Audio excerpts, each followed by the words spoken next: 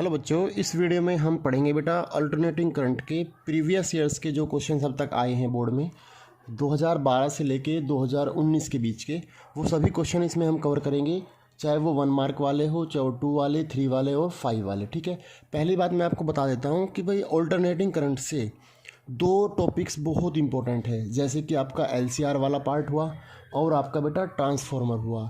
तो आपको बहुत अच्छे से इन दोनों के बारे में स्टडी करना है और दोनों की ही जो डेरिवेशंस है ना, वो आपको अच्छे से आने चाहिए। इस वीडियो में मैं थोड़ा कवर करता हूँ, कोशिश करूँगा कि आपको एक एक चीज़ कंसेप्ट क्लियर हो जाए। चलिए बेटा शुरू करते हैं। तो पहले हम करते हैं पहले 1 मार्क वाले क्वेश्चन। पहला क्वेश्चन क्या है, देखो 2016 में ये क्वेश्चन आया है। Define quality factor of resonance in series LCR circuit, what is it's SI unit. तो पहले तो आपको ये पता होना चाहिए थोड़ा थोड़ा कि भाई रेजोनेंस कंडीशन होती क्या है LCR में। देखो बेटा, एक बात मैं समझा देता हूँ आपको। जो LCR है आपका, LCR का मतलब होता है एक आपका इंडक्टर, एक आपका कैपेसिटर और एक आपका रेजिस्टेंस लगा हुआ हो, जब आपका कोई AC सोर्स अटैच हो इन तीनों चीज़ों से L, C और R। ठीक है, दूसरी बात कि जो इसमें आपका इम्पीडेंस आता है, इम्पीडेंस क्या होता है एक्चुअली, इम्पीडेंस का मतलब होता है कि अपोजिशन जो L, C और R मिलके अपोज करते हैं करंट को। L अपना अलग अपोज करता है करंट को, C अलग अपोज करेगा और आपका रेजिस्टेंस जो है करंट को अलग अपोज करेगा। तो तीनों जो है अपोजिशन कितना मिलके करते हैं उसको बोलते हैं इम्पीडेंस, जिसकी वैल्यू यहाँ पे कैलकुलेशन के बाद आती है XL माइनस XC का होल स्क्वायर और इसका बेटा स्क्वायर रूट। ये आपके पास इम्पीडेंस का टर्म आता है। क्वेश्चन में पूछा गया है रेजोनेंस कंडीशन। तो रेजोनेंस का मतलब होता है कि भाई जब आपका मैक्सिमम करंट फ्लो हो, करंट की वैल्यू मैक्सिमम हो आपकी। तो करंट मैक्सिमम कब होगा, जब आपका अपोजिशन मिनिमम होगा, क्योंकि भाई जो करंट को रोक रहा है उसकी वैल्यू यदि कम से कम होगी, दैट मीन्स करंट की वैल्यू मैक्सिमम होगी। तो भाई जेड जो है आपका इम्पीडेंस, जिसका हम अपोजिशन बोलते हैं, वो कम से कम कब होगा, वो कम से कम कब होगा जब आपका XL जो है XC के बराबर होगा। XL और XC, जिसने LCR के बारे में पढ़ रखा होगा उसको पता होगा कि XL क्या है और XC क्या है। मैं थोड़ा सा बता देता हूँ। XL का मतलब होता है कि अपोजिशन बाय द इंडक्टर और XC का मतलब होता है अपोजिशन बाय द कैपेसिटर। तो यदि दोनों वैल्यूज़ बराबर होंगी तो आपका जो Z है वो R के बराबर आ जाएगा, क्योंकि एक टर्म कैंसिल आउट हो जाएगा। तो आपके पूछा गया था कि इस कंडीशन में आपका क्वालिटी फैक्टर क्या होगा। तो क्वालिटी फैक्टर क्या होता है एक्चुअली, क्वालिटी फैक्टर को क्यों से डिफाइन करते हैं, ये एक रेशो होता है वोल्टेज का। वोल्टेज किसका, इंडक्टर के अक्रॉस डिवाइड बाय रजिस्टर के अक्रॉस। तो थोड़ा थोड़ा चीज़ें मैं यहीं से कंसेप्ट क्लियर करता चलूँगा कि देखो भाई, कई बार क्वेश्चन ये भी आता है कि भाई क्वालिटी फैक्टर की यूनिट है या फिर वो डायमेंशन लेस है या फिर वो यूनिट लेस है। जैसे इसमें यहाँ क्वेश्चन में पूछा भी गया है ये चीज़ ना। तो क्वालिटी फैक्टर क्या होता है कि that is the voltage across inductor end voltage across register का रेशो, इसको बोलते हैं क्वालिटी फैक्टर। थोड़ा सा और डिटेल में बताया जाए तो क्वालिटी फैक्टर को शार्पनेस ऑफ रेजोनेंस भी बोलते हैं। शार्पनेस ऑफ रेजोनेंस कि आपका जब मैक्सिमम करंट फ्लो होता है, जब आपका रेजोनेंस कंडीशन जो है शार्प होगी एकदम, जब आपको एकदम अच्छे से मैक्सिमम पावर मिलेगी, जब आपको मैक्सिमम करंट अच्छे से सुनाई देगा, उस कंडीशन को बोलते हैं शार्पनेस ऑफ रेजोनेंस, जिसे हम कैलकुलेट करते हैं क्यू से। और क्यू क्या होता है, voltage across inductor with voltage across register. अगली बात पूछा, ये तो डिफाइन हो गया भाई पूरा। आगे पूछा SI यूनिट। तो देखो वोल्टेज की unit divide by voltage, it means क्या है, ये आपका यूनिट लेस हो गया, क्योंकि जो भी आपकी यूनिट वोल्टेज की होगी वोल्ट बाय वोल्ट, तो वो कैंसिल आउट हो गया। तो ये क्या बन गया बेटा आपका, यूनिट लेस। तो क्वालिटी फैक्टर क्या होता है और यूनिट क्या है इसकी, वो समझ में आ गया होगा। अगली बात पे चलते हैं। दूसरा क्वेश्चन, ये भी 2016 में ही दूसरे सेट में आया है। लिखा है if power factor is 0.1, what is the phase difference between voltage and current in this circuit. तो देखो बेटा, पावर फैक्टर का मतलब समझो पहले। पावर फैक्टर होता है कि भाई which is responsible for the power.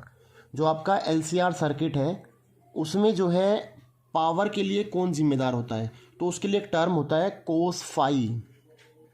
Cos phi को बोलते हैं अपन लोग पावर फैक्टर। मैं फिर बोलता हूँ कि LCR बहुत इंपॉर्टेंट टॉपिक है, इसलिए LCR के बारे में आपको अच्छे से पता होना चाहिए। ठीक है, तो कोस फाई क्या होता है, पावर फैक्टर, और आपको गिवन है कि ये पावर फैक्टर कितना है बेटा, 0.5। इट मीन्स क्या है कि आपका कोस फाई की वैल्यू 0.5 या वी कैन से 1/2, और कोस की वैल्यू 1/2 कहाँ पे होती है आपको सबको पता होगा, कहाँ पे होती है, 30 डिग्री पे। पक्का गलत जवाब, 60 डिग्री पे होती है बेटा, ध्यान रखना। तो आपका जो फेज डिफरेंस है वो कितना हो गया आपका, 60 डिग्री हो गया। जो फाई है यहाँ पे, फाई को ही बोलते हैं फेज डिफरेंस, ठीक है। तीसरे क्वेश्चन पे आते हैं। ये 2015 में आया है क्वेश्चन। लिखा हुआ है कि I = 15 cos 300t A। यदि मैं इसकी इक्वेशन, ये आपकी AC की इक्वेशन है ऑल्टरनेटिंग करंट की, क्योंकि आपको पता है कि जो ऑल्टरनेटिंग करंट होता है वो टाइम के रेस्पेक्ट में चेंज होता रहता है। तो यहाँ पे लिखा है 15 cos 300t। यदि मैं इस इक्वेशन की कंपेयर करूँ एक बेसिक इक्वेशन से, जो कि आपकी क्या होती है, I0 cos ωt से, तो यहाँ से आप ऑब्जर्व कर सकते हैं कि जो आपका पीक वैल्यू है करंट की, वो तो बेटा आपकी कितनी है, 15 है। ओमेगा आपका कितना है, 300 है। आपसे क्या पूछा गया है, RMS करंट। तो आपको पता होना चाहिए RMS का मतलब होता है root mean square value of current, जो कि क्या होती है आपकी, जिसको IRMS से डिनोट करते हैं। इसका रिलेशन पीक वैल्यू के रेस्पेक्ट में I0/√2 होता है। That is the relation between IRMS and I0। तो यहाँ से आप इजीली IRMS की वैल्यू निकाल सकते हैं। It will be 15/√2। आप यहीं पे छोड़ सकते हैं तो भी ठीक है, थोड़ा सोल्व कर देंगे तो भी चलेगा, कोई दिक्कत नहीं है, ठीक है। एवरेज वैल्यू ऑफ करंट इसी सर्किट में फॉर ए होल साइकिल के लिए, देखो ध्यान रखना, जब भी कहीं एवरेज वैल्यू पूछा जाए, किसके लिए, होल साइकिल के लिए, मतलब पूरे कंप्लीट चक्कर के लिए, तो बेटा इसकी वैल्यू 0 होती है, चाहे क्वेश्चंस कैसे भी गिवन क्यों ना हो। बस खाली आपको लैंग्वेज समझनी है कि यदि आपका पूरे चक्कर में आपकी एवरेज वैल्यू करंट की पूछी गई है तो दैट विल बी 0। अगले क्वेश्चन पे आते हैं। ये 2017 का क्वेश्चन है।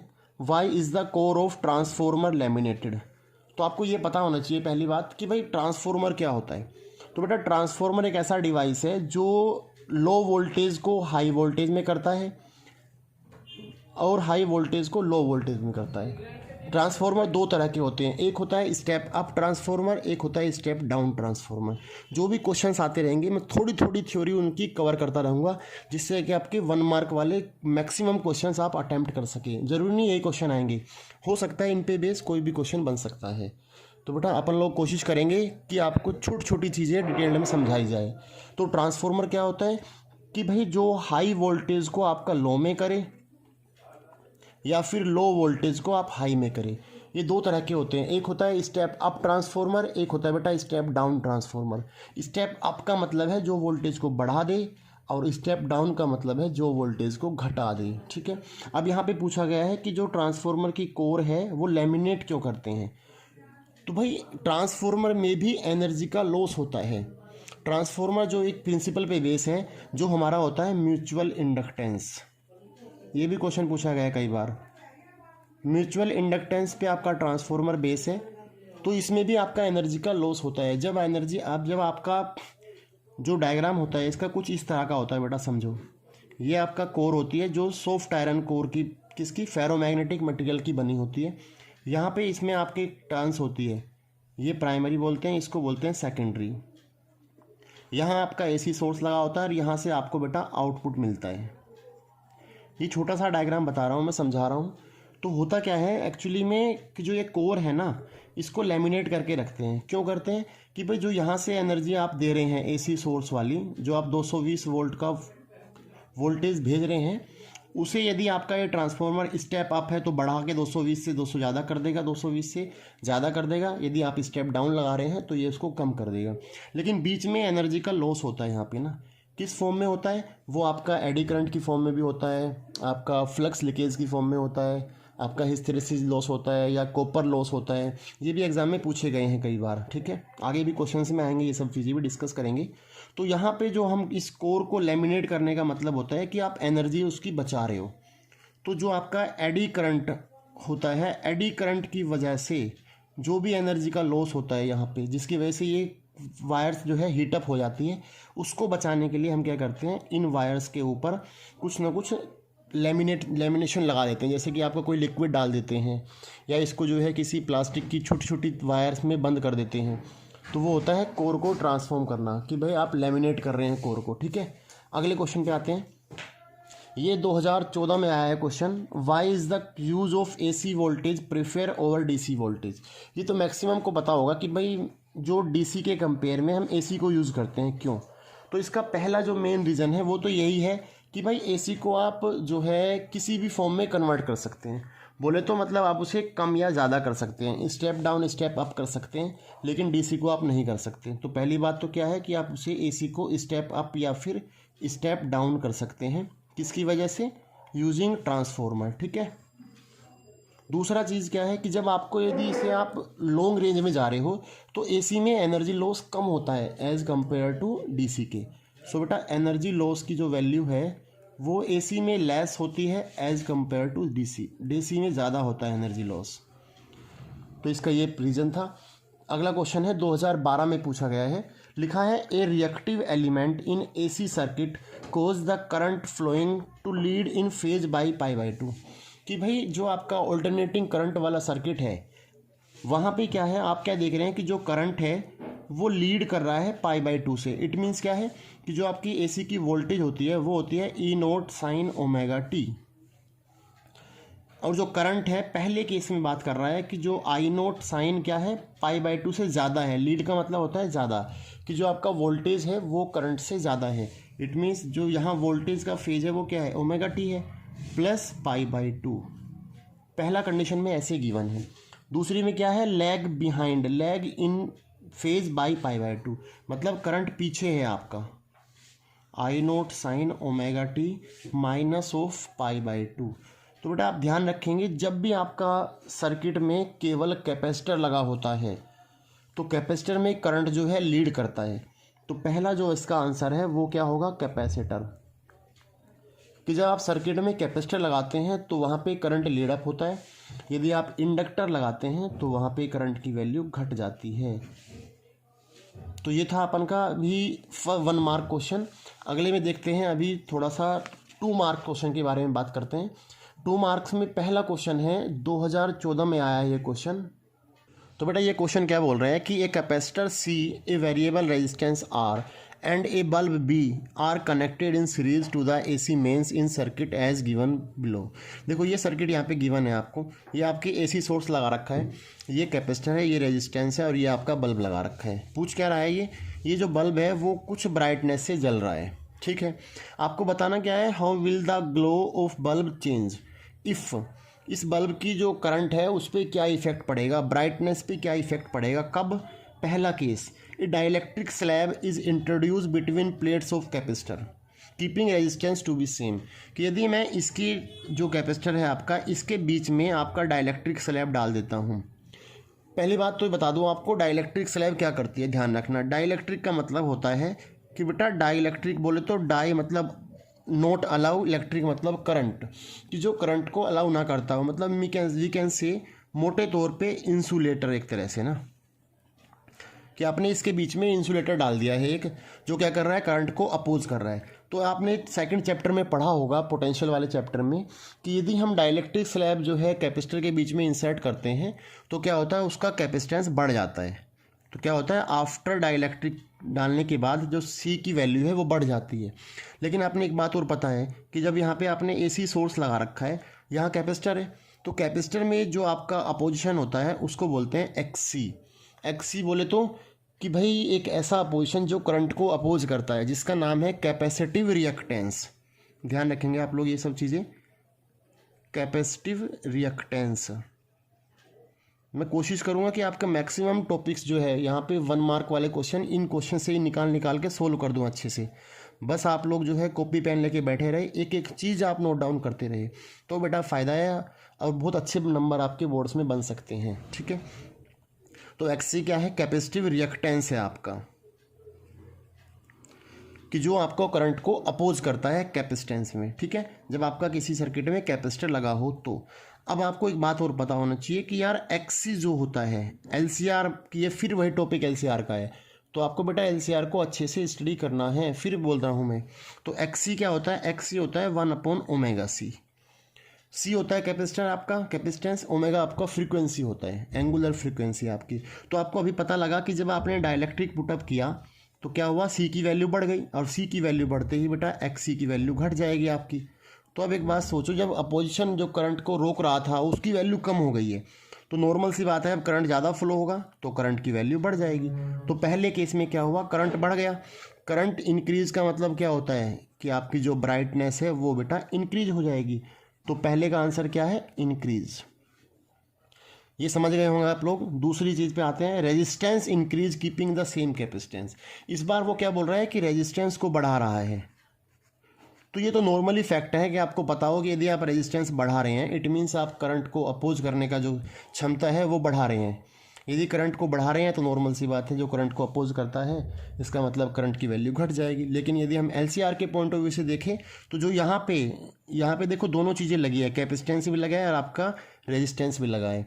तो जो यहाँ पे अपोजिशन आता है उसकी वैल्यू आती है R² प्लस XC का स्क्वायर। इस बार इसने क्या बोला कि जो XC है, XC बोले तो C ये वाला टर्म ना ये फिक्स है आपका, लेकिन आप R को इंक्रीज कर रहे हैं। तो बेटा जब आप R इंक्रीज करोगे इट मीन्स क्या है, R बढ़ने का मतलब है Z की वैल्यू बढ़ जाना। Z क्या होता है, opposition by combination of R and C, कि दोनों मिलके कितना अपोज कर रहे हैं, दैट विल बी Z। तो यहाँ पे आपका Z बढ़ गया, अपोजिशन बढ़ गया, तो बेटा नॉर्मल सी बात है करंट की वैल्यू घट जाएगी। तो यदि करंट घट गया इसका मतलब आपकी ब्राइटनेस डिक्रीज हो जाएगी, आपकी जो बल्ब है उसकी ब्राइटनेस थोड़ी कम हो जाएगी। ठीक है, तो ये लगभग आपको समझ में आ गया होगा क्वेश्चन। अगले क्वेश्चन पे चलते हैं। 2017 में बेटा ये क्वेश्चन आया है। क्वेश्चन में क्या लिखा हुआ है पढ़ो। A power transmission line feeds input power at 2200 volt to a step down transformer with its primary winding having 300 turns.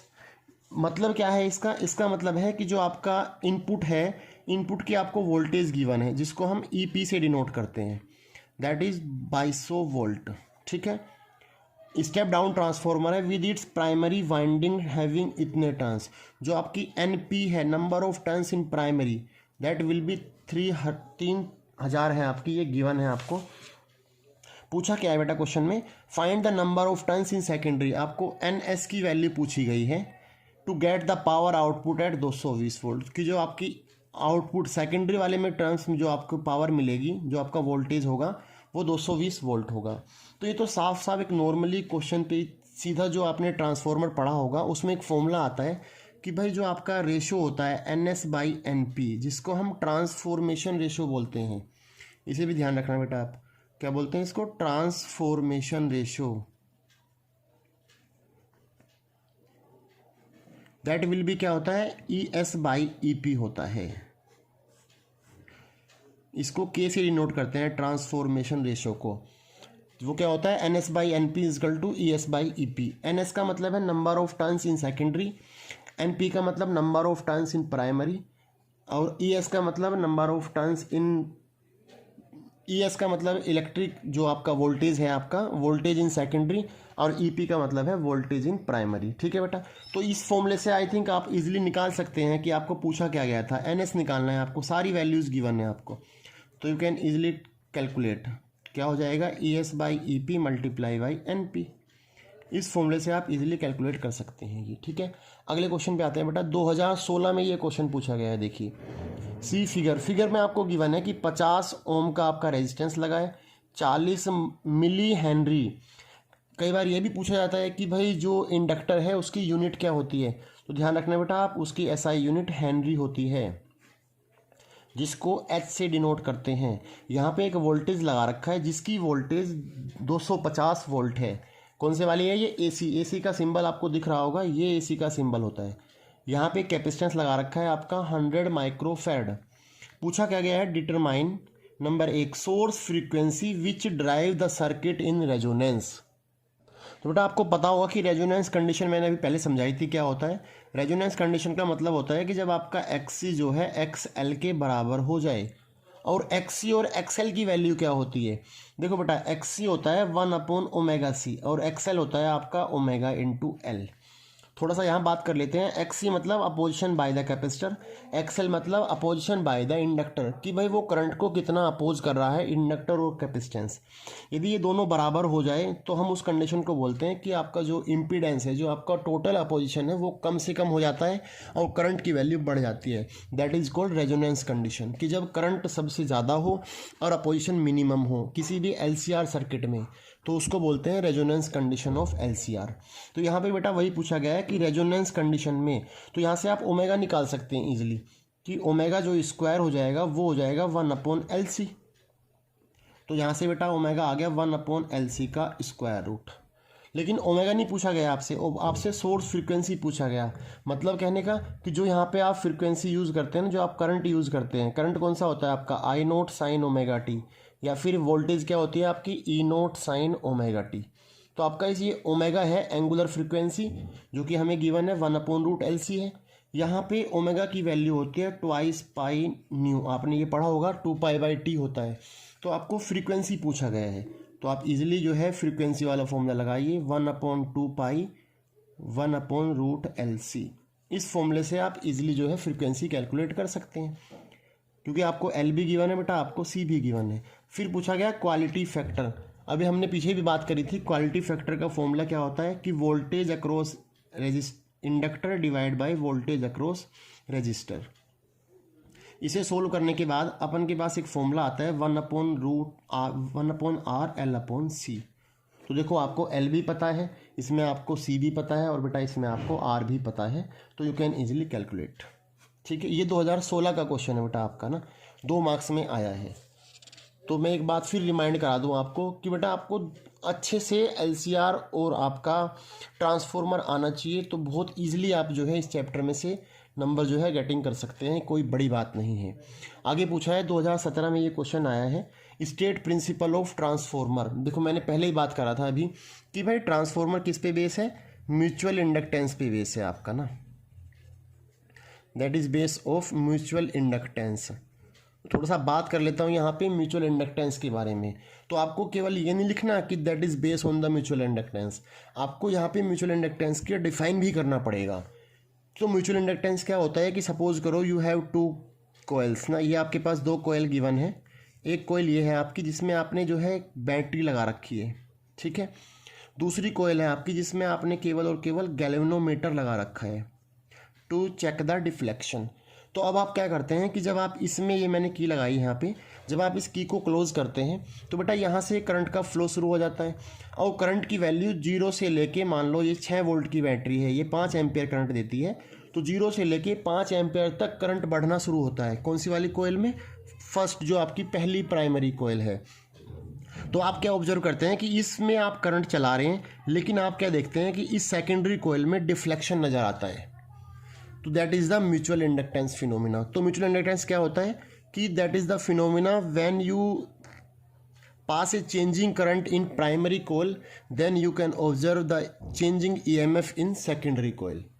सो आप इस तरीके से इसको लिख सकते हैं कि फिनोमिना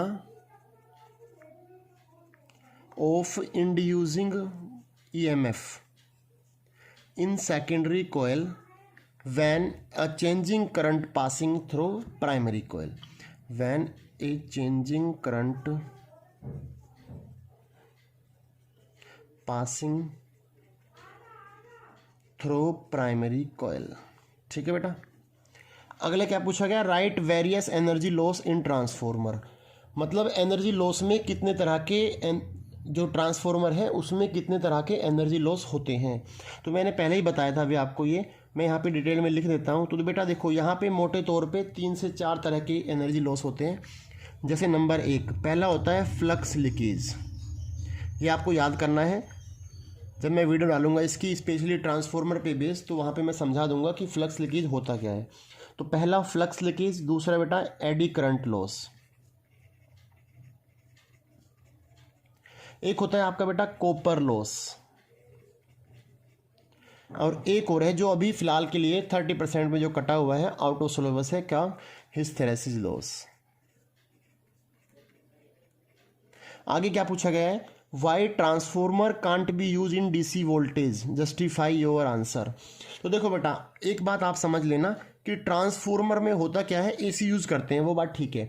आपने यदि फैराडे के लॉ पढ़े हैं तो भाई जब ट्रांसफॉर्मर आपका, ये ट्रांसफॉर्मर कुछ इस तरह का होता है, ये आपकी कोयल है मान लो, यहाँ पे आपका एक प्राइमरी कोयल लगी होती है जहाँ पे हम एसी लगाते हैं, ये आपकी बेटा सेकेंडरी कोयल लगी होती है, ठीक है, जहाँ से हम आउटपुट लेते हैं आपका, ठीक है।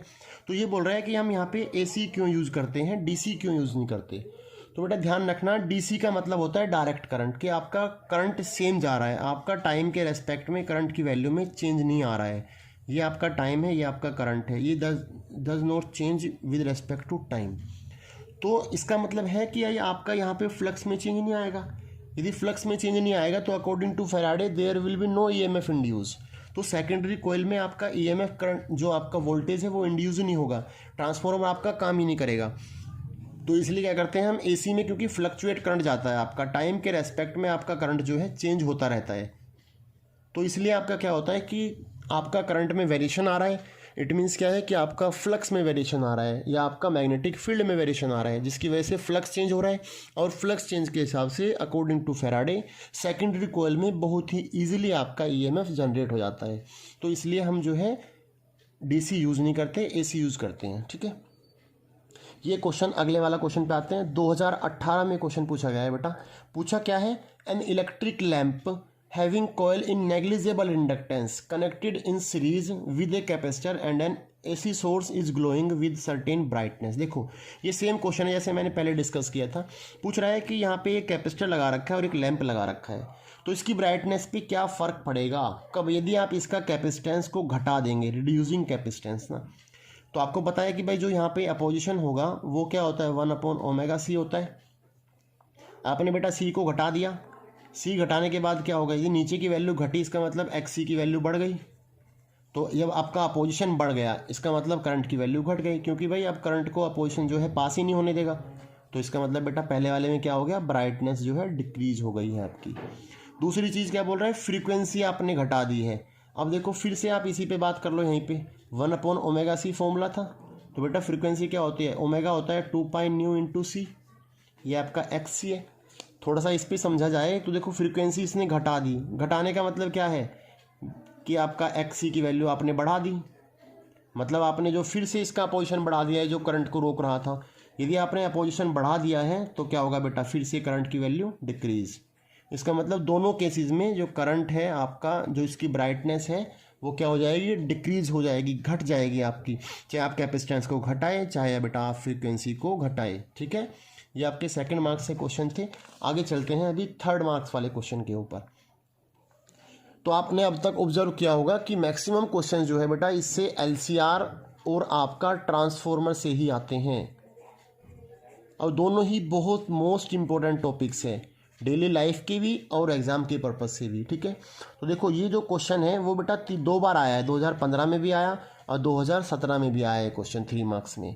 पूछ क्या रहा है क्वेश्चन में, calculate the value of additional capacitor which may be joined suitably to the capacitance C, कि यहाँ पे हम एक कैपेसिटेंस सी के साथ में एक कैपेसिटर ज्वाइन करते हैं, that would make the power factor of the circuit unity. तो बेटा देखो यहाँ पे फिर उसने बात करी है, power factor becomes unity. It means क्या है कि जो आपका कोस फाई है जिसको पावर फैक्टर बोलते हैं वो 1 हो जाएगा। तो कोस फाई की वैल्यू, जिसने आपने एलसीआर पढ़ रखा होगा, कोस फाई होता है आपका बेटा R/Z। तो ये बोला 1 हो जाए, इट मीन्स क्या है कि जो आपका Z है वो आपका R के बराबर हो जाए, मतलब जो अपोजिशन है वो आपका मिनिमम हो जाए। तो बेटा मिनिमम अपोजिशन केवल तब होता है जब आपका रेजोनेंस सर्किट हो, मतलब जब आपका एक्सएल जो है आपका एक्सी के बराबर हो।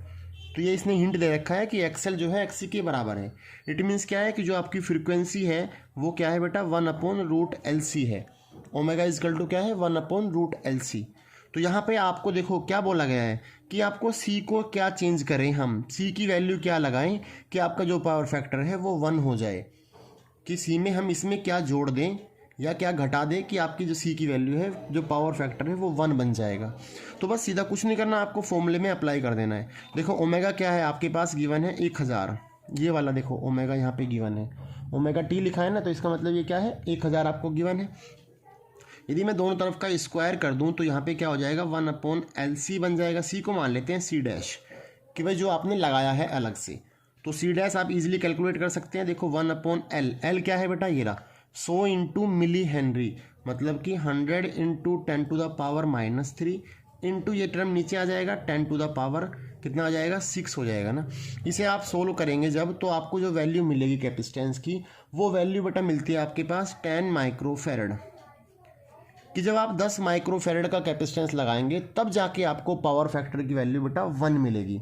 इट मीन्स क्या है कि जो आपका 10 माइक्रोफेरेड आपने लगा रखा है वो ज़्यादा है 2 से ना, तो आपको क्या करना पड़ेगा, 8 का जो आपका नेट आपका 8 माइक्रोफेरेड बचा, तो 10 माइनस 2, तो आपको 8 का जो आपका कैपेसिटेंस लगाना पड़ेगा, किसके साथ में, इसके साथ में पैरेलल में, तब जाके बेटा आपका नेट जो है आपका पावर फैक्टर 1 बनेगा।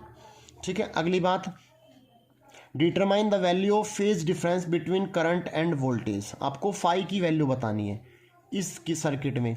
तो ये तो नॉर्मल एक फॉर्मूला होता है, आपको पता होगा, कोस फाई वाला लगा सकते हैं आप यहाँ पे, या आप एक फॉर्मूला है टेन फाई वाला, वो भी आप यहाँ पे अप्लाई कर सकते हैं, जिसके हिसाब से आप इजीली इसको कैलकुलेट कर सकते हैं। मैं पूरा डिस्क्राइब नहीं कर रहा इसको यहाँ पे क्वेश्चंस को, बस केवल बता देता हूँ कि वैल्यूज़ कैसे पुटअप करनी है।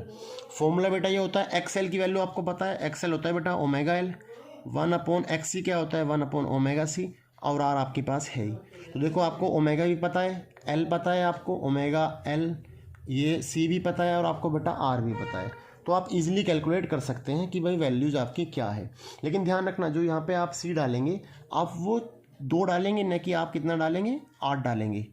उसके बाद आप इजीली सोल्व कर लेंगे। तो मे भी आपका आंसर आना चाहिए, फाई की जो वैल्यू है वो आपका 10 फाई जो है आपका -π/4 बनना चाहिए, मतलब माइनस का 135 एक तरह से आना चाहिए, मोटे तौर पे ये है आपका। ठीक है, अगले क्वेश्चन पे आते हैं। 2017 में क्वेश्चन आया है बेटा, देखो ये क्या पूछ रहा है, an inductor of inductance XL is connected in series with a bulb B. मतलब आपका एक इंडक्टर है, ये एक बल्ब के साथ आपका कनेक्टेड है, ये बल्ब है आपका। ठीक है, विद एन एसी सोर्स, ये एसी सोर्स से कनेक्ट कर दिया मैंने इसको ऐसे, ये बेटा इंडक्टर हो गया, ये आपका एसी सोर्स हो गया। How would the brightness of the bulb change when number of turns in inductor is reduce. पहला केस कि आपको ब्राइटनेस बतानी है कि ब्राइटनेस कैसे घटेगी या बढ़ेगी, कब, जब आपका जो क्या है आपका ये नंबर ऑफ टर्न्स घट जाए इंडक्टर के अंदर ना। तो पहले आपको ये पता होना चाहिए कि भाई नंबर ऑफ टर्न्स घटने से इंडक्टर का जो अपोजिशन है उस पर क्या फ़र्क पड़ेगा। आपने एन को क्या कर दिया, डिक्रीज़ कर दिया है। तो बेटा एल का जो एक्सप्रेशन होता है, मैं ये 6 चैप्टर का है EMI का, इलेक्ट्रोमैग्नेटिक इंडक्शन वाले का, तो μ0n² AL, ये आपका सेल्फ इंडक्टेंस कोफिशिएंट होता है जो आपने ड्राइव कर रखा होगा 6 चैप्टर में। तो यहाँ से बोला इसने यदि एन को डिक्रीज़ करे, तो बेटा देखो एन को डिक्रीज़ का मतलब क्या है, एल आपने घटा दिया है। यदि आपने एल को डिक्रीज़ कर दिया है तो जो एक्सएल है आपका, एक्सएल क्या होता है, ओमेगा इंटू एल होता है। तो एक्सएल, एल आपका घटने का मतलब एक्सएल भी आपका घट गया है। एक्सएल क्या होता है, अपोजिशन बाय द इंडक्टर, कि भाई इंडक्टर आपका कितना अपोज कर रहा है, ये आपने डिक्रीज़ किया तो आपका करंट भी जो है क्या होगा, करंट बढ़ जाएगा, क्योंकि आपका अपोजिशन जो करंट को रोक रहा था वो घट गया है, इसका मतलब करंट की वैल्यू बेटा इंक्रीज हो गई। तो इट शोज़ कि आपकी जो बल्ब है उसका ब्राइटनेस क्या होगा, बढ़ जाएगा। तो पहले वाले केस में ब्राइटनेस क्या होगी बेटा, इंक्रीज। दूसरे वाले केस में क्या बोल रहा है, an iron rod is inserted in the inductor. अब आपने क्या किया, आपने जो है इंडक्टर के अंदर एक आयरन रोड डाल दी यहाँ पे ना। आयरन रोड डालते ही क्या होगा, सोच के देखो, यदि आपने देखो ये कब है, सेल्फ इंडक्टेंस जो ये कोफिशिएंट है इसकी वैल्यू ये जब आप एयर में डालते हैं तब है आपकी μ0n² AL। आपने यहाँ मीडियम चेंज किया तो ध्यान रखना कैपेसिटेंस डालने की, यह आपका क्या बोलते हैं इसको, क्या है ये, कि आपका आयरन रोड, मतलब बोले तो आपने जो आपने इंसुलेटर डाला है ये, जिसको डाइलेक्ट्रिक बोलते हैं। डाइलेक्ट्रिक डालने के बाद आपका जो एल है वो बेटा इंक्रीज हो जाता है, और कितना हो जाता है, जितना आपने डाइलेक्ट्रिक कांस्टेंट डाला है। जो आपका एल डैश हो जाएगा वो क्या बनेगा, K × L। तो यदि आपका एल बढ़ गया है इसका मतलब आपका क्या होगा, एल बढ़ते ही एक्सएल की वैल्यू बढ़ी, और बेटा एक्सएल बढ़ते ही आपका करंट की वैल्यू डिक्रीज, क्योंकि आपको पता है कि जब अपोजिशन बढ़ चुका है तो आपका करंट की वैल्यू घट जाएगी। तो बेटा सेकंड वाले केस में आपकी ब्राइटनेस क्या हो जाएगी, घट जाएगी। थर्ड वाला केस देखिए, थर्ड वाले केस में लिखा है कि एक कैपेसिटर है आपका जिसका कैपेसिटेंस कितना है, XC बराबर XL है, is inserted in series in the circuit. अब यहाँ पे एक आपका कैपेसिटर भी लगा दिया है जो कि आपको गिवन है बेटा XL बराबर XC के। ये क्या शो करता है, सोच के देखो जरा। XL बराबर XC हो जाए तो जो इन तीनों का अपोजिशन होगा जिसको हम इम्पीडेंस बोलते हैं Z, वो क्या होता है बेटा R² plus XL minus XC का होल स्क्वायर। अब इसने बोला कि ये दोनों बराबर है, इट मीन्स ये टर्म तो कट गया, तो आपका Z किसके बराबर आ गया, R के बराबर आ गया। और इस कंडीशन को क्या बोलते हैं, रेजोनेंस कंडीशन बोलते हैं, क्योंकि यहाँ पे अपोजिशन क्या है, मिनिमम है। और रेजोनेंस कंडीशन में करंट की वैल्यू है बेटा क्या होती है, वो मैक्सिमम फ्लो करता है, इसलिए क्या होगा, करंट बढ़ गया, दैट मीन्स क्या है बेटा, ब्राइटनेस आपकी बढ़ जाएगी। तो थर्ड वाले केस में जो आपका करंट है वो बढ़ा तो ब्राइटनेस क्या होगी आपकी, इंक्रीज हो गई। तो बेटा आपको इस तरह के क्वेश्चंस मिलते हैं, ये 3 मार्क्स में क्वेश्चंस है। अभी आगे देखते हैं और कौन से क्वेश्चन आए हैं। देखो 2018 में ये क्वेश्चन और आ रखा है, यहाँ पे क्या लिखा है, a series LCR circuit is connected to a 220 volt variable frequency AC supply. ये बोल रहा है कि 220 वोल्ट का AC है अपना सप्लाई कर रखा है, जब आपको L पता है और C पता है और आपको R पता है, मतलब तीनों चीज़ें आपको गिवन है। LCR की वैल्यू आपको बेटा गिवन है। पूछा क्या है, find the frequency of the source. आपको फ्रीक्वेंसी बतानी है कि भाई फ्रीक्वेंसी क्या होगी, for which average power absorb by the circuit is maximum. तो देखो जब आपकी पावर मैक्सिमम होती है तब सर्किट आपका कैसा होता है, रेजोनेंस में सर्किट होता है, क्योंकि आपका जब भी पावर मैक्सिमम है इट मीन्स क्या है कि जो कोस फाई की वैल्यू है वो आपकी 1 होती है। तो भाई कोस फाई 1 होता है तभी जाके आपका जो R है वो बेटा Z के बराबर होता है, और यदि R Z के बराबर है तो आपका सर्किट कैसा होता है, रेजोनेंस सर्किट होता है। तो ऐसे में आपकी जो फ्रीक्वेंसी है, आपको फ्रीक्वेंसी पूछा गया है बेटा, तो फ्रीक्वेंसी क्या हो जाएगी आपकी, आपको पता है कि ये होता है 1/√LC। तो यहाँ से देखो L पता है बेटा आपको, C पता है, केवल कैलकुलेशन करनी है, you can easily find out the frequency. तो आप इजीली यहाँ से निकाल सकते हैं, नहीं निकाल सकते हैं क्योंकि यहाँ पे आपको 2π न्यू है ना, तो न्यू आप इजीली फाइंड आउट कर सकते हैं।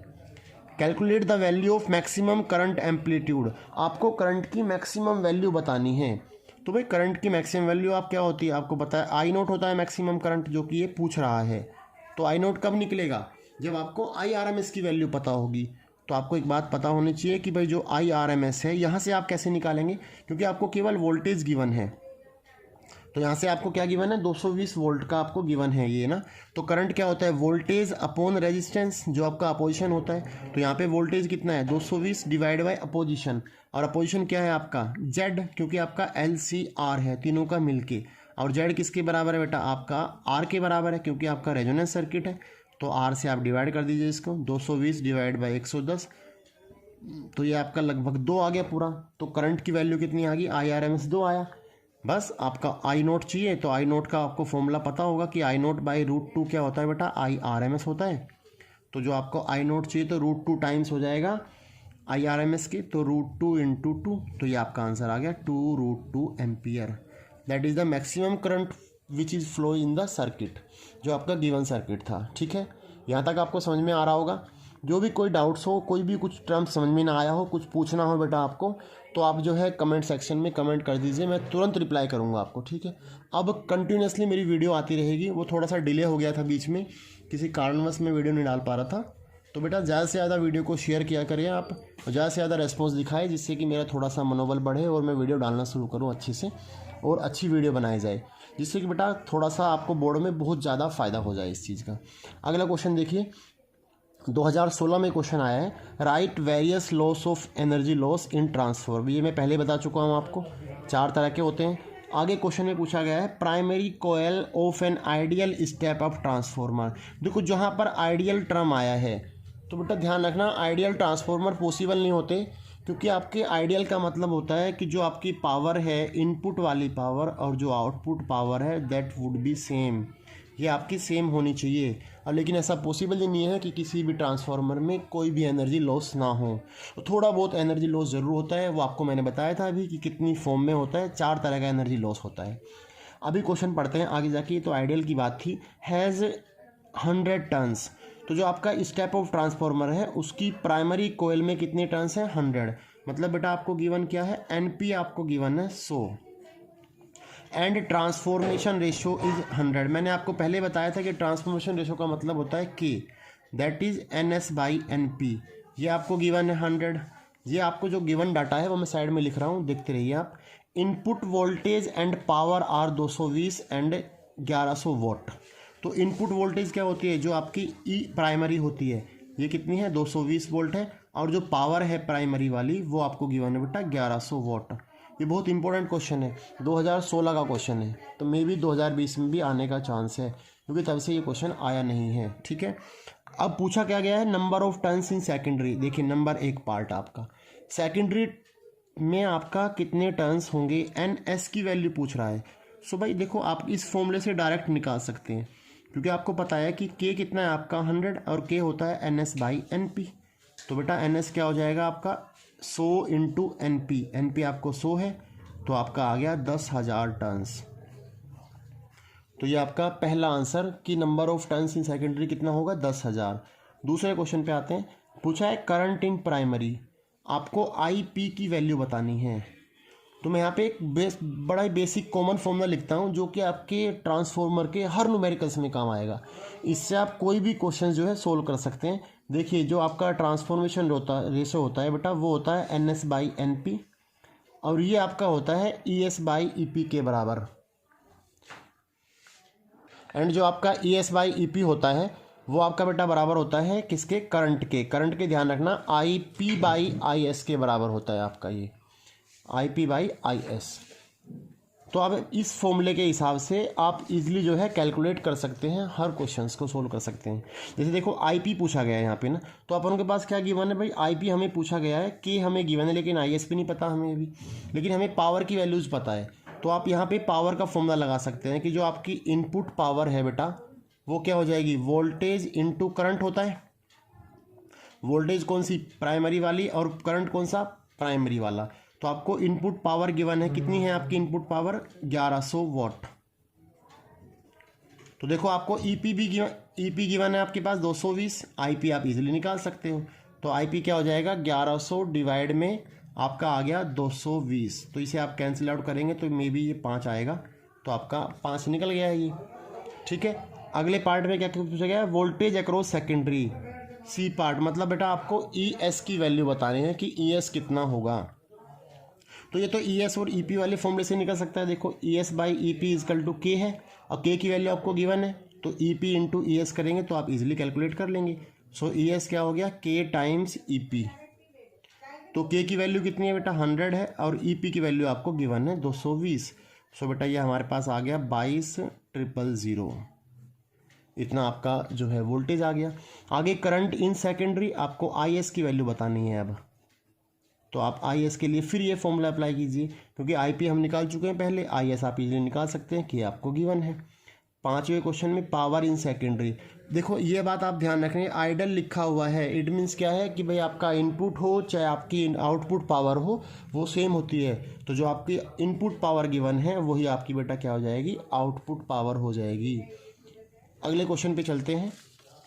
अब आ गए 5 मार्क्स के क्वेश्चन बेटा, और इसमें से मैक्सिमम टाइम जो है 5 मार्क्स का क्वेश्चन पूछा गया है लगातार पिछले 3-4 सालों में। देखो जैसे 2019 में ये क्वेश्चन आया, 2018 में ये आया, नीचे अभी 1-2 क्वेश्चंस और है, उसके बाद वीडियो कंप्लीट हो जाएगी आपकी। तो फिर आप कह सकते हो कि आपका जो AC वाला जो आपका ये टॉपिक है, जो आपका ये चैप्टर है, वो अच्छे से आप एक एक चीज़ जान चुके होंगे इसके बारे में।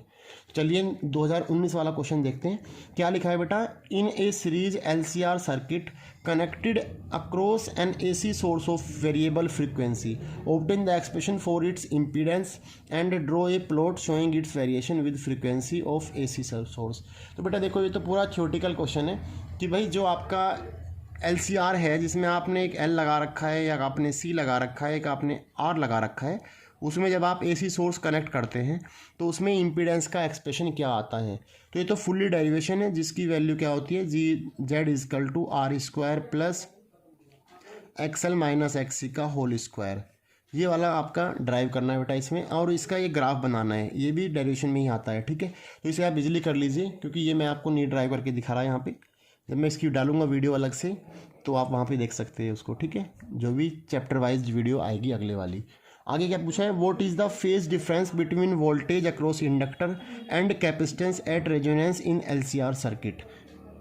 तो यहाँ पे ये क्या पूछ रहा है, फेज डिफरेंस की वैल्यू पूछ रहा है कि भाई जो फाई है आपका वो इंडक्टर और कैपेसिटेंस में क्या होगा जब वो रेजोनेंस में होते हैं। आपको पता है कि बेटा रेजोनेंस में क्या होता है, एक्सएल जो है एक्सी के बराबर होता है आपका ना, और एक्सएल एक्सी बराबर होता है। तो एलसीआर में आपने देखा होगा जब आप इसका फेजर डायग्राम बनाते हैं तो इंडक्टर ऊपर आता है और कैपेसिटर नीचे आता है। इट मीन्स दोनों क्या है बेटा 180 के फेज में है। तो आपको केवल यहाँ वही लिखना था कि दोनों क्या होते हैं, पाई के फेज में होते हैं आपके ना। जो पहला ऊपर वाला प्लॉट है वो आप इजीली बना सकते हैं, नहीं तो मैं सिखा देता हूँ। ये कुछ इस तरह का आता है, ये वाला प्लॉट आता है आपका ऐसे ना। ये आपका मिनिमम डेविएशन होता है, आपका जो इम्पीडेंस की वैल्यू है मिनिमम होती है यहाँ पे जेड कब होती है, जब आपका एक्सएल जो है एक्सी के बराबर होता है। उसके बाद ये आप फ्रिक्वेंसी बढ़ाए चाहे घटाए, डज नॉट मैटर। इस तरह का ग्राफ मिलता है आपका, ठीक है। आगे क्वेश्चन में क्या पूछा है, जो थर्ड क्वेश्चन है इसी का थर्ड पार्ट है, लिखा है when an inductor is connected to 220 volt DC voltage a current of 1 ampere flow through it. Okay, when the same inductor is connected to the 220 volt 50 hertz AC source only 0.5 ampere current flow, explain why. तो ये बोल रहा है कि यदि आप जो है एक इंडक्टर को एक इंडक्टर में आप 220 वोल्ट डीसी लगाते हैं तो करंट की वैल्यू आपको मिलती है 1 ओम, 1 एम्पियर। लेकिन जब सेम इंडक्टर में आप 200 की एसी लगाते हैं तो आपको जो करंट की वैल्यू मिलती है बेटा वो मिलती है 0.5 ओम एम्पियर। तो आपको बताना है कि ऐसा रीज़न क्यों, and calculate self inductance of the inductor. L की वैल्यू भी बेटा आपको फाइंड आउट करनी है। अब आपको एक बात पता है कि भाई देखो यार, डीसी सोर्स में क्या होता है, डीसी में सोर्स जो आपका लगा हुआ है उसमें फ्रीक्वेंसी पे डिपेंड ही नहीं करती डीसी, क्योंकि वो क्या है आपकी टाइम वेरिएंट है नहीं, वो आपकी फुल करंट जाता है, डायरेक्ट करंट आपकी होती है, टाइम पे डिपेंड ही नहीं करती है। लेकिन जो एसी है वो टाइम के रेस्पेक्ट में डिपेंड करती है, इसलिए आपका जो डीसी सोर्स है वो 1 एम्पियर करंट दे रहा है, लेकिन जो आपका एसी सोर्स है वो आपका बेटा 0.5 एम्पियर करंट दे रहा है। That is the reason of this question, ठीक है। अगले पूछा गया है calculate the self inductance of inductor, L की वैल्यू बतानी है। तो देखो एक बात बताओ मेरे को, जब आपने डीसी लगा रखी है तो वहाँ पे रेजिस्टेंस कितना आ जाएगा, आप इजीली निकाल सकते हैं, क्योंकि आपका वोल्टेज ये रहा, करंट ये रहा, तो आपको कितना आ जाएगा V/I, तो ये आपका 200 आ गया। इतना अपोजिशन है आपका किसमें, डीसी में। यदि मैं एसी वाले केस में बात करूँ तो एसी में आपका क्या हो जाएगा, जरा जेड निकाल के दिखाओ। जो आपका इम्पीडेंस आता है वो होता है V/I। वी क्या है आपका, आपको गिवन है 200, करंट आपकी 0.5, तो बेटा जो आपका अपोजिशन है वो कितना आ गया, 400 आ गया, पहले वाले का डबल। आपको आर मिला डीसी वाले का ये रहा, जेड आपका ये एसी का है, जितना अपोजिशन जो रेजिस्टेंस है आपका मोटे तौर पे, अपोजिशन मतलब रेजिस्टेंस, कि जो आपका एसी में है वो 400 ओम है, लेकिन जो डीसी में है वो कितना है 200 ओम है। तो आप यहाँ पे जेड की वैल्यू आपकी क्या होती है, जब यहाँ पे आपका क्या क्या लगा रखा है, केवल एल लगा रखा है ना, और रेजिस्टेंस कनेक्टेड है, तो आप जो है इससे यहाँ पे थोड़ा सा मैं आगे बता देता हूँ यहाँ पे करके, क्योंकि पेजेस थोड़ा सा कम पड़ रहा है। तो बेटा जो यहाँ पे जेड मिलेगा आपको वो क्या मिल जाएगा, स्क्वायर रूट के अंदर क्या होता है R square plus X L होता है। एक्स एल मतलब ओमेगा स्क्वायर, एल स्क्वायर होता है जब आपका रेजिस्टेंस और इंडक्टर दोनों लगे हो। तो इस वाले केस से आप इजीली एल की वैल्यू फाइंड आउट कर सकते हैं, क्योंकि आपको जेड तो मिल चुका है। जेड कितना है आपका 400, ये 400 का स्क्वायर कर देते हैं तो आपका स्क्वायर रूट यहाँ से हट जाएगा। आर की वैल्यू आपको बेटा पता ही है 200 का स्क्वायर, प्लस ओमेगा की वैल्यू आपको गिवन है, कितना है ओमेगा 50 हर्ट्स गिवन है, तो आप जो है 50 के हिसाब से निकाल सकते हैं। 2 पाई न्यू आपका 50 है, तो ये आपका 50 हो गया आपका, इसका स्क्वायर इंटू एल। एल की वैल्यू आप इजीली कैलकुलेट कर सकते हैं। देखो सारी वैल्यू आपके पास आ गई है, तो एल आप इजीली निकाल सकते हैं यहाँ से ना, ठीक है। मैं बता देता हूँ कन्फर्मेशन के तौर पे जो एल की वैल्यू आएगी बेटा आपके, जब आप सोल्व करेंगे सारे क्वेश्चन जो मैं छोड़ रहा हूँ कि आप ये इजीली कैलकुलेशन करें इसकी घर बैठ के, आपको ये अपने हाथ से सोल्व करने हैं, तभी बेटा आप लोग कुछ सीखेंगे। ऐसा नहीं कि मैंने बस केवल डिस्कस कर लिया, आपने घर बैठ के अच्छे से इसके नोट्स नहीं बनाए और आपने अच्छे से स्टडी नहीं किया तो आप नहीं सीख पाएंगे। तो इसलिए बेटा कोशिश करनी है, जितने क्वेश्चंस मैंने बता रहा हूँ उतने ही क्वेश्चन आपको ट्राई करने हैं घर बैठ के, एक एक चीज़ लिख लिख के आपको ट्राई करना है। अगले क्वेश्चन पे आते हैं, 2018 वाला क्वेश्चन। क्या बोल रहा है कि एक device is connected across an AC source of voltage this current through X is given I equal to I naught sine omega T plus पाई/2। देखो साफ साफ आपको दिख रहा है कि जो वोल्टेज था वो यहाँ पे फेज कितना है ओमेगा टी है, लेकिन आपका जो आगे वाले करंट में फेज है बेटा वो कितना है पाई/2 बढ़ गया है। इट मीन्स क्या है कि भाई पाई/2 फेज का बढ़ना मतलब डिवाइस कौन सा है बेटा आपका, समझ चुके होंगे कैपेसिटर, क्योंकि मैंने पहले बताया था कि भाई जो आपका कैपेसिटर होता है उसमें करंट का जो फेज है वो थोड़ा सा ज़्यादा हो जाता है, कितना 90 डिग्री ज़्यादा हो जाता है, लेकिन इंडक्टर में 90 डिग्री कम हो जाता है। तो यहाँ तक आपका आइडेंटिफाइड डिवाइस क्या हो गया बेटा, कैपेसिटर हो गया। आगे right it expression for reactance, ये भी मैंने बताया था पहले अभी कि जो XC होता है वो अपोजिशन होता है जिसकी वैल्यू होती है 1/ωc। तो 5 मार्क्स वाले क्वेश्चन आपको लग रहा होगा कि आसान है, क्योंकि आपने 1, 2 और 3 वाले सब डिस्कस कर लिए हैं, इसलिए आपको थोड़ा सा ये समझ में आने लगा होगा कि हाँ यार ये तो बड़ा इजी है, बस थोड़ा सा कंसेप्ट क्लियर होना चाहिए बेटा आपका। दूसरा पार्ट क्या बोल रहा है, draw graph showing variation of voltage and current with time over 1 cycle of the AC for X। जो आपका ये कैपेसिटर लगा रखा है आपने, इसके लिए आपको ग्राफ बनाना है। किसका ग्राफ बनाना है, वोल्टेज वर्सेस करंट का बनाना है। किसके केस में बनाना है, कैपेसिटर के केस में। तो आपको पता होगा ये चीज़ कि भाई कैपेसिटर में ग्राफ कैसे बनता है, वोल्टेज और करंट कैसे डिफाइन होते हैं आपस में एक दूसरे के। सोच के बताओ जरा फटाफट से। यस, क्योंकि आपको पता है कि देखो यहाँ साइन का ग्राफ बनेगा, यहाँ आपका बेटा कोस का, यहाँ भी साइन का बनेगा, लेकिन यहाँ ωt + π/2 है। तो ωt + π/2 क्या होता है, कोस होता है ना, कोस 90 + थीटा, साइन 90 + थीटा कोस थीटा होता है। तो यहाँ पे ग्राफ एक तो साइन का बन जाएगा, एक बन जाएगा आपका कोस का। यदि मैं साइन का ग्राफ बनाऊँ, साइन का तो आपको पता है ये बनेगा आपका नॉर्मल ग्राफ ना। तो ये आपका वोल्टेज का हो गया, लेकिन जो आपका करंट है वो करंट कैसे होगी, करंट आपकी कोस पीक से जाता है तो कोस का ग्राफ बेटा ऐसे बन जाएगा। ठीक है, ये इसका वेरिएशन हो गया। आगे पूछा है how does the reactance of device X very with frequency of AC। देखो आपको यहीं से निकाल सकते हैं इस वाले फॉर्मूले से। फॉर्मूले में क्या लिखा है कि जो XC है आपका वो 1/ωc है। तो 1/ωc का मतलब 1/2 π ν × C है। तो यहाँ से देखो फ्रीक्वेंसी और X कैसे वेरी करते हैं, इन्वर्सली प्रोपोर्शनल है। आगे पूछा है this shows by the graph. तो ग्राफ आप बना दीजिए। इन्वर्सली का ग्राफ आपको पता होगा कैसे बनता है। देखो यदि मैं यहाँ इधर फ्रीक्वेंसी रखूँ, यहाँ पे आप हम अपोजिशन रखें XC, तो जितना फ्रीक्वेंसी बढ़ेगा उतना XC घटेगा। तो आपका ये आ गया इन्वर्सली ग्राफ। ठीक है, आगे पूछा है draw phasor diagram for this device. तो आपको पता है कि फेजर डायग्राम कैसे बनते हैं, नहीं पता तो मैं सिखा देता हूँ। देखो फेजर डायग्राम होता है कि एक ऐसा डायग्राम जो वोल्टेज और करंट के बीच में बनाया गया हो। किस किस के बीच में बनाया गया हो, वोल्टेज और करंट के बीच में। तो देखो यहाँ पे आपका वोल्टेज कितना है बेटा, साइन का है आपका ωt है, लेकिन यहाँ करंट क्या है, ωt + π/2 है।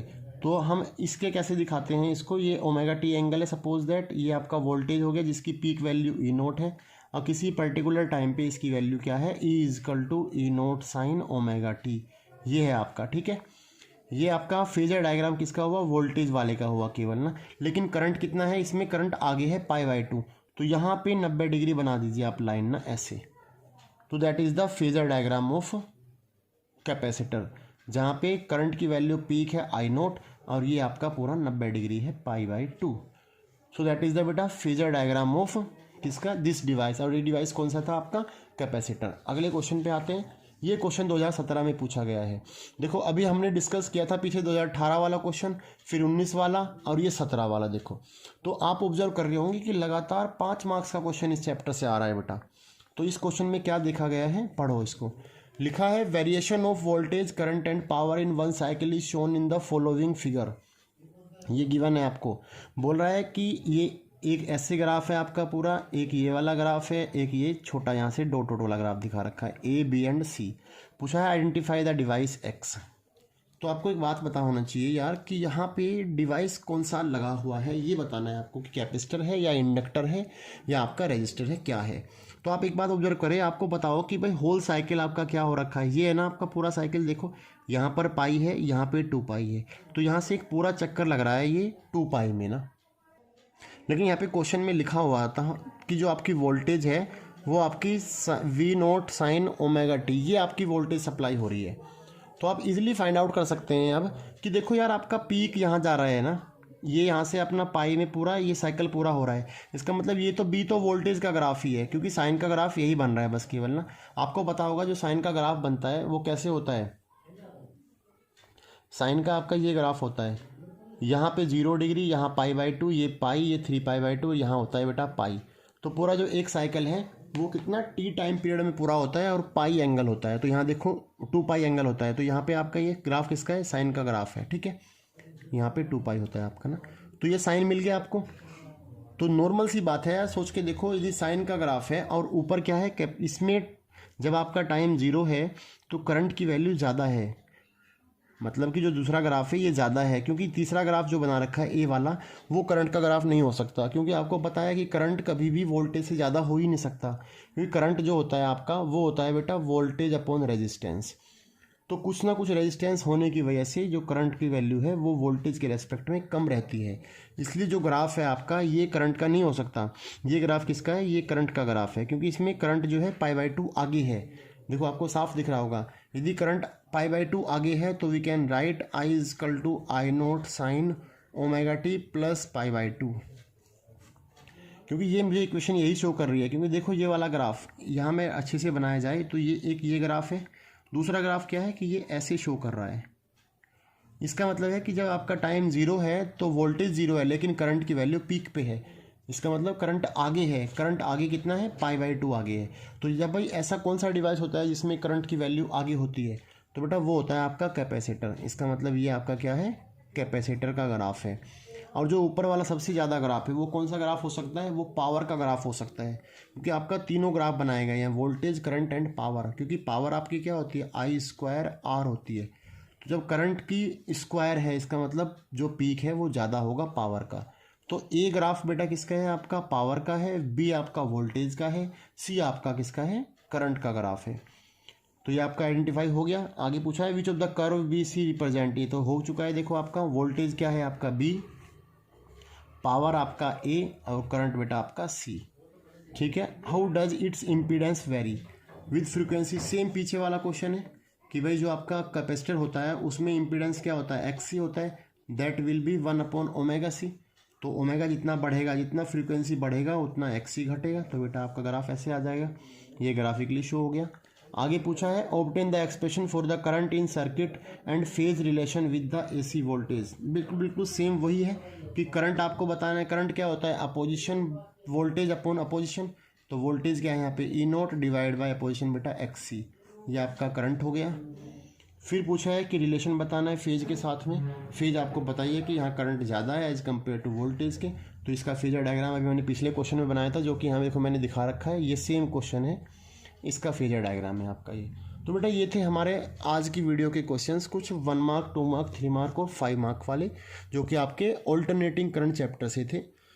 तो आई होप कि आपको वीडियो अच्छी लगी होगी। यदि आपने चैनल अब तक सब्सक्राइब नहीं किया है तो बेटा चैनल को सब्सक्राइब जल्दी से जल्दी सब्सक्राइब कर दीजिए, और वीडियो को ज़्यादा से ज़्यादा शेयर करें, जिससे कि ज़्यादा से ज़्यादा बच्चे इसको देख सकें।